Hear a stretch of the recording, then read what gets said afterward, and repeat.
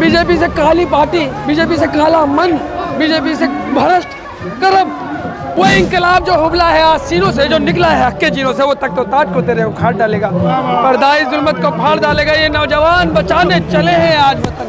राहुल गांधी मेरे मौसी के लड़के नहीं हैं, राहुल गांधी मेरे मौसी के लड़के हैं। हम हिटलर शाही के खिलाफ दिल्ली दंगों पे और हाथरस के दरिंदों पे बीजेपी माफी कम मांगेगी।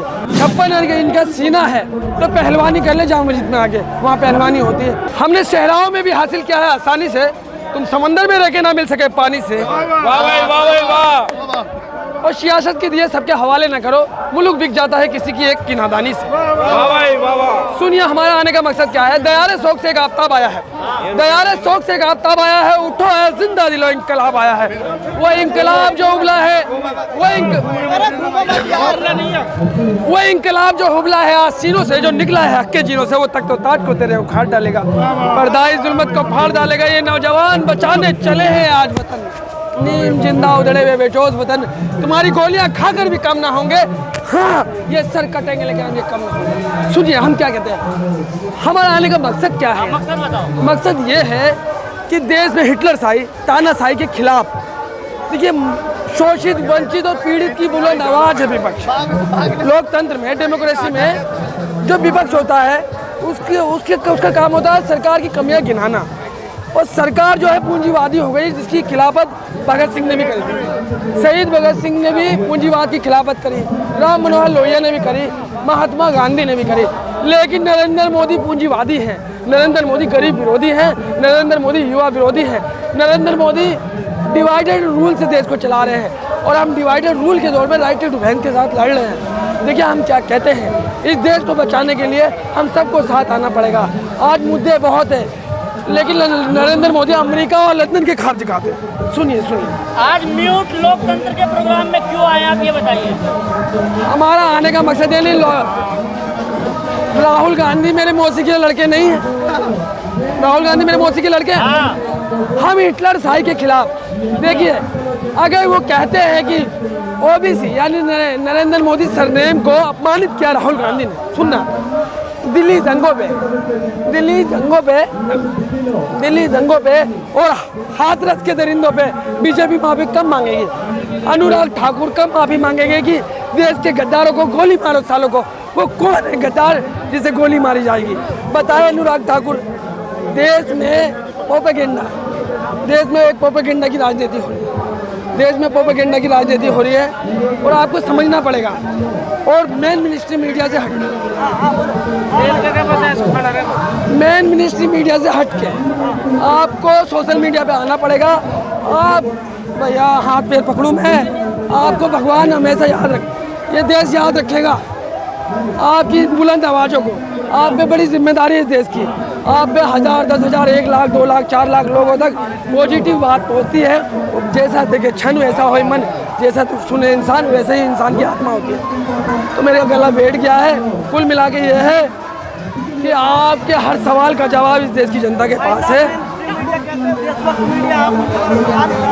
देखिए 5 बजे एक मुल्ला जी और एक पंडित जी आए, एक मुल्ला जी और एक पंडित जी आए और एकदम से क्या हुआ, 5 बजते के साथ ही एक शोर सा आया, हार्ट अटैक पड़ जाए मेरे भाई गरीब आदमी को, बाईपास सर्जरी। इस बात को समझने की जरूरत है, इस बात को समझने की जरूरत है।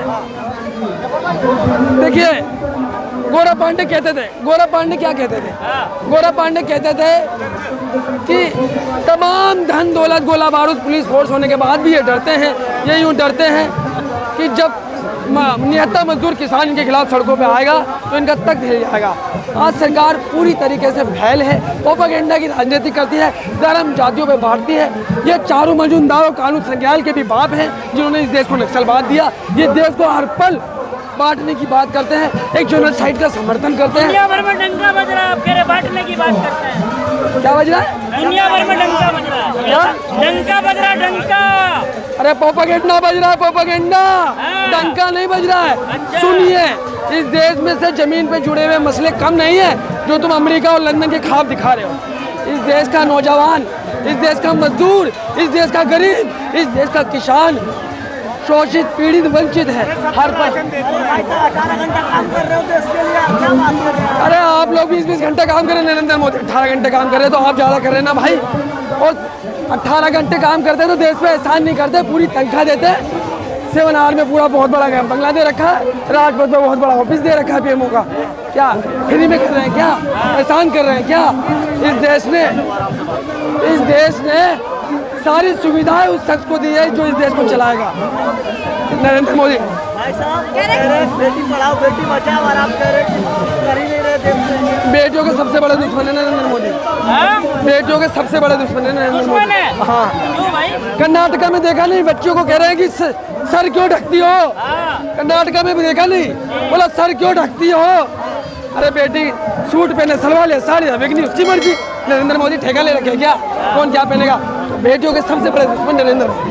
औरतों के हित के लिए, औरतों के हक में उन्होंने कानून बनाया। किसी की राइट और अधिकारों को, फ्रीडम को, उसकी आज़ादी को कोई सरकार, आप क्या खाएंगे, क्या पहनेंगे, क्या कैसा रहेंगे, कैसा जीवन जिएंगे, ये आपके हाथ में है। इसमें किसी सरकार का हस्तक्षेप नहीं होना चाहिए।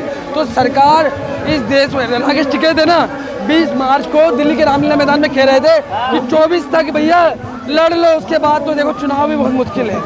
तो इस देश को समझना पड़ेगा कि लोकतंत्र हमारी जान है।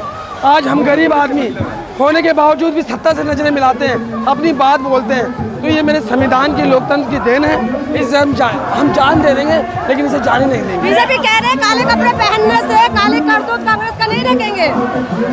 बीजेपी से काली पार्टी, बीजेपी से काला मन, बीजेपी से भ्रष्ट कर्म। मैं नहीं कहता, नरेंद्र मोदी खुद कहते हैं कि मैंने ज़्यादा पढ़ाई नहीं करी। दुनिया की सबसे बड़ी पार्टी है, सदस्यता रद्द हो गई तो चुनाव में रहेंगे तो क्या बोले? दुनिया की सबसे बड़ी पार्टी है बीजेपी। देखिए दुनिया में बड़े बड़े बहुत कुछ हैं, नाम नहीं लूँगा मैं। दुनिया में बड़े बड़े डॉन, दुनिया में बड़े बड़े आतंकवादी, ये क्या बात कर रहे हैं? दुनिया में बड़ी बड़ी बहुत सी चीज़ें हैं, खाली ये नहीं। दुनिया में बड़ा कुछ नहीं होना चाहिए। देखो कबीर क्या कहते थे, बड़ा हुआ तो क्या हुआ। संत कबीर कहते थे बड़ा हुआ तो क्या हुआ, जैसे पेड़ खजूर पक्षी को छाया नहीं, फल लागे दूर है भैया, फल लागे। शाम को 9 बजे प्राइम टाइम नरेंद्र मोदी बड़ा है तो क्या? नरेंद्र मोदी बड़ा है तो क्या है? फल ला गया थी दूर, फल ला गया थी दूर। कबीर कह रहे, कबीर कहते हैं, कबीर पहलवानी कर ले जामा मस्जिद में आके, पहलवानी कर ले जामा मस्जिद में आके। देखो देखिए, अगर 56 इनका सीना है, 56 इनका सीना है, तो पहलवानी कर ले जामा मस्जिद में आके, वहाँ पहलवानी होती है। इस देश को पहलवान नहीं चाहिए, पहलवान घर घर में है। इस देश को एक समझदार प्रधानमंत्री चाहिए, एक मुखिया, एक माता पिता का रोल निभाने वाला एक ऐसा व्यक्ति चाहिए जो सबके दुख दर्दों को समझे, ना कि बांटे।